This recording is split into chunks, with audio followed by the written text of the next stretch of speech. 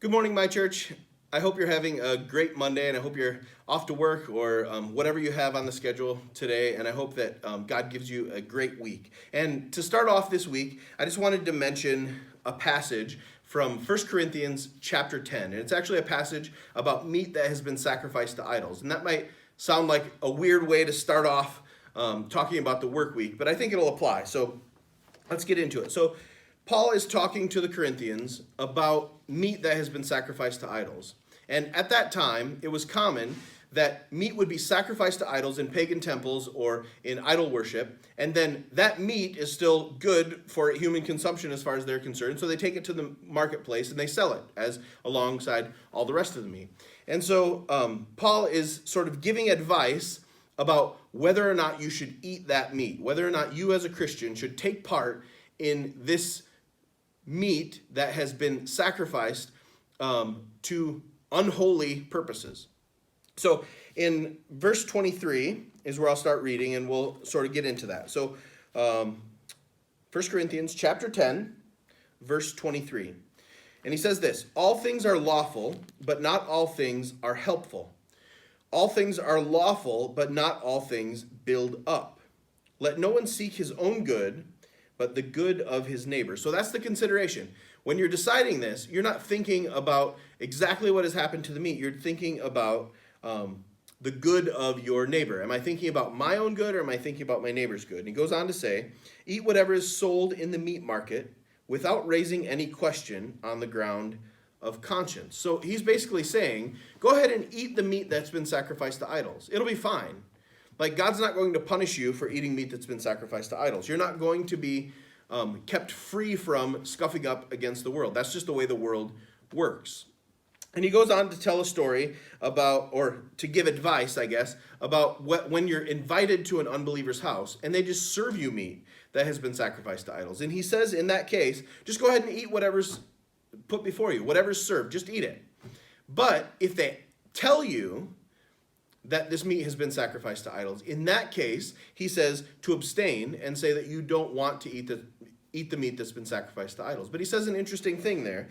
And he says, so let me just find it here. This has been offered if you're offered meat that has been offered in sacrifice, then do not eat it for the sake of the one who informed you, and for the sake of conscience. I do not mean your conscience, but for his. For why should my liberty be determined by someone else's conscience? So he's sort of offering the question in rebuttal to himself. He's saying, don't do it so that you don't hurt the conscience of the person who mentioned it.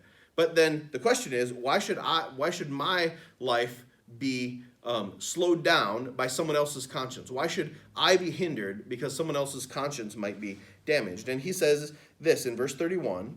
Paul says, so whether you eat or drink or whatever you do all to the glory of God. And that's the guiding principle right there. Are my actions helping me to have a window to share the gospel, or are they hurting my gospel witness? And that's the deciding factor. In the case of someone who hasn't said anything about idols, but they offer you the meat, it's a better gospel witness to just accept what they serve you and get on about your conversation with them about the gospel.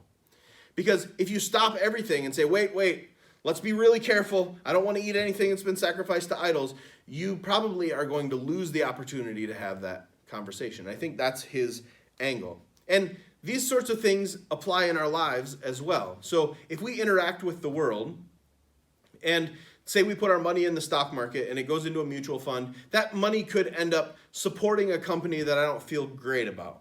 If I buy an iPhone or an Android phone or a Samsung phone, those companies may end up supporting things that I don't love using some of the funds that they made off of me.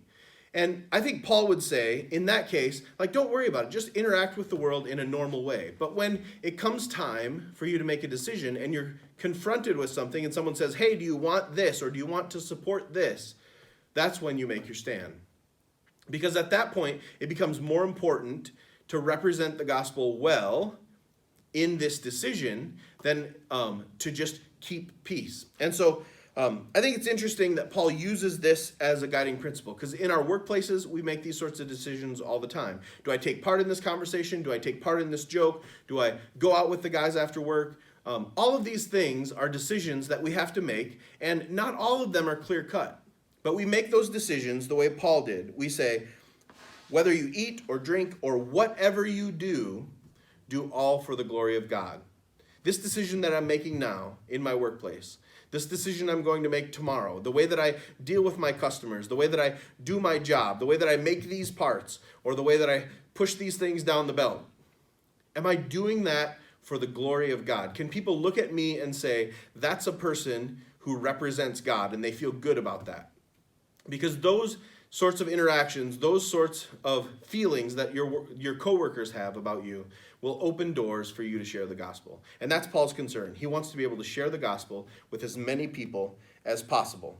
And he closes this chapter out. He says, just as I try to please everyone in everything I do, not seeking my own advantage, but that of many, that they may be saved. His goal is that people get saved, that people are introduced to Jesus. And that should be our goal too.